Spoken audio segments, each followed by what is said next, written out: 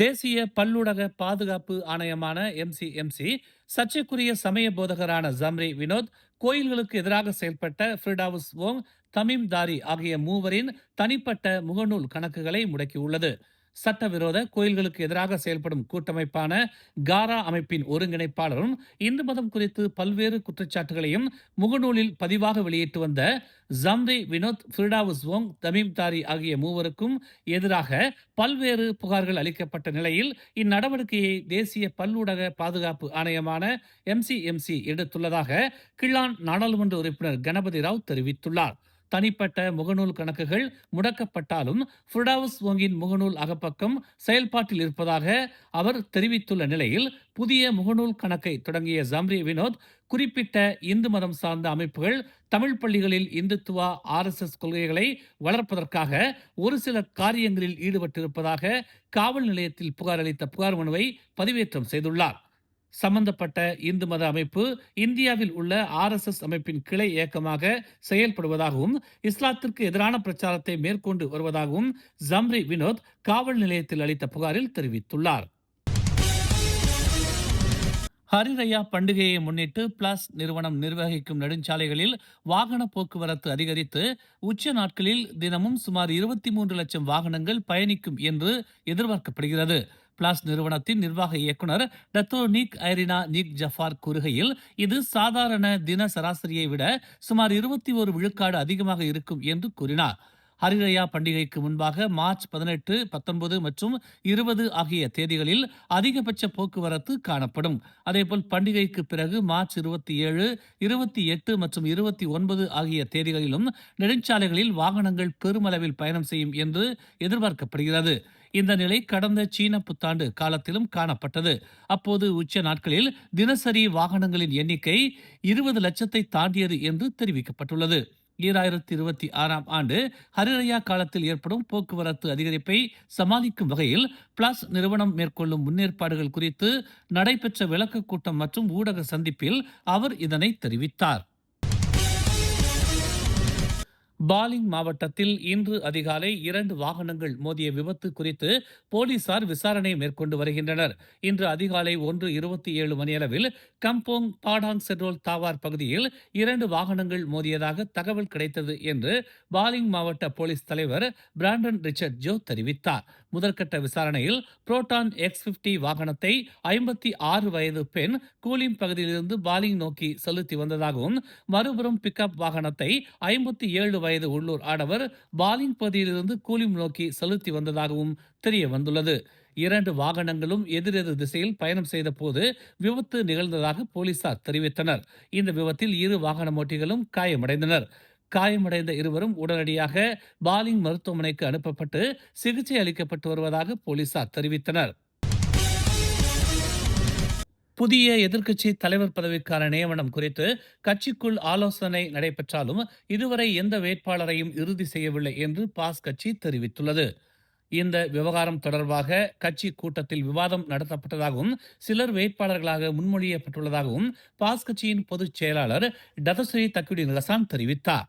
அண்மையில் நிறைவடைந்த நாடாளுமன்ற கூட்டத்தொடருக்கு பிறகு இந்த விவகாரம் இன்னும் முடிவுக்கு வரவில்லை. இருப்பினும் கட்சிக்குள் ஆலோசனைகள் தொடர்ந்து நடைபெற்று வருவதாகவும் அவர் குறிப்பிட்டார். இதுவரை எந்த இறுதி முடிவும் எடுக்கப்படவில்லை. அண்மையில் முடிந்த நாடாளுமன்ற அமர்வுக்கு பிறகும் நிலைமை அதே போலவே உள்ளது என்று அவர் தெரிவித்தார். இந்த விவகாரம் அடுத்த நாடாளுமன்ற அமர்வு தொடங்குவதற்கு முன்பு தீர்மானிக்கப்படும் என்று அவர் விளக்கினார். அப்துல் ரவூப் யூசுப் தலைமையில் மலாக்கா மாநில அரசு மாநிலத்தில் பணிபுரியும் கிக் தொழிலாளர்களுக்காக ஒவ்வொரு மாவட்டத்திலும் குறைந்தது ஒரு சிறப்பு ஓய்வு மையத்தை அமைக்க திட்டமிட்டுள்ளது. தற்போது அந்த மாநிலத்தில் 5000க்கும் மேற்பட்ட கிக் தொழிலாளர்கள் உள்ளதாக மதிப்பிடப்பட்டுள்ளது. ரைடர் பிட் ஸ்டாப்ஸ் எனப்படும் இந்த மையங்கள் கிக் தொழிலாளர்கள் ஓய்வெடுக்கவும், ஆர்டர்கள் அல்லது வாடிக்கையாளர்களை காத்திருக்க செய்யவும் ஏற்ற வகையில் முக்கியமான இடங்களில் அமைக்கப்படும் என்று அவர் கூறினார். மேலும் பீஹைலிங் சேவைகளுக்காக புதிய 4 பயணிகள் ஏற்றுமிடம் மையங்களும் அமைக்கப்படும் என்று கூறினார். மாநிலத்தில் உள்ள கிக் தொழிலாளர்களிடமிருந்து வரும் விண்ணப்பங்கள், புகார்கள், கருத்துகள் மற்றும் உதவி கோரிக்கைகளை மாநில அரசு எப்போதும் வரவேற்கிறது என்றும் அவை ஒருங்கிணைக்கப்பட்டு பின்னர் புத்ராஜயாவுக்கு அனுப்பப்படும் என்றும் அவர் கூறினார். இதற்கிடையில் மாநிலத்தின் பொருளாதார வளர்ச்சிக்கு அவர்கள் அளித்து வரும் பங்களிப்பை பாராட்டும் வகையில் மலாக்கா மாநில அரசு ரமலான் நன்கொடையாக கிக் தொழிலாளர்களுக்கு மொத்தம் 50,000 ரிங்கிட் வழங்கவும் திட்டமிட்டுள்ளது. ஸ்லாங்கூரிலிருந்து பகாங் செல்லும் சாலையில் அமைந்திருக்கும் பிரசித்தி பெற்ற சிவன் கோயிலை ஸ்லாங்கூர் மாநில வனத்துறை மூடியது தொடர்பாக சம்பந்தப்பட்ட கோயில் நிர்வாகம் வனத்துறையிடம் தடை செய்யப்பட்ட அறிக்கையை மீட்டுக் கொள்ளும்படியும் அல்லது தள்ளுபடி செய்யும்படியும் கோரிக்கை விடுத்துள்ளது. நேற்று ஸ்லாங்கூர் மாநில வனத்துறையின் ஒருங்கிணைப்பு கூட்டத்தில் இந்த கோரிக்கை முன்வைக்கப்பட்டதாக சிவன் கோயில் நிர்வாகம் அதிகாரப்பூர்வ அறிக்கையில் தெரிவித்துள்ளது. கடந்த 1978ஆம் ஆண்டு முதல் வரலாற்று பின்னணிகளுடன் வனத்துறையின் சிறப்பு அனுமதியுடன் இந்த கோயில் இயங்கி வந்ததாகவும் பாதுகாக்கப்பட்ட வனப்பகுதியாக அந்த பகுதி அறிவிக்கப்பட்டதால் கோயிலுக்கான நில கோரிக்கையை கோயில் நிர்வாகம் கைவிட்டு வனத்துறையுடன் நல்ல புரிந்துணர்வில் செயல்பட்டதாகவும் தெரிய வந்துள்ளது. சம்பந்தப்பட்ட சிவன் கோயில் வணிக நோக்கம் இன்றி பக்தர்களுக்கான ஆன்மீக பயிற்சி மையமாக செயல்படுவதாக கோயில் நிர்வாகம் தெரிவித்துள்ளது.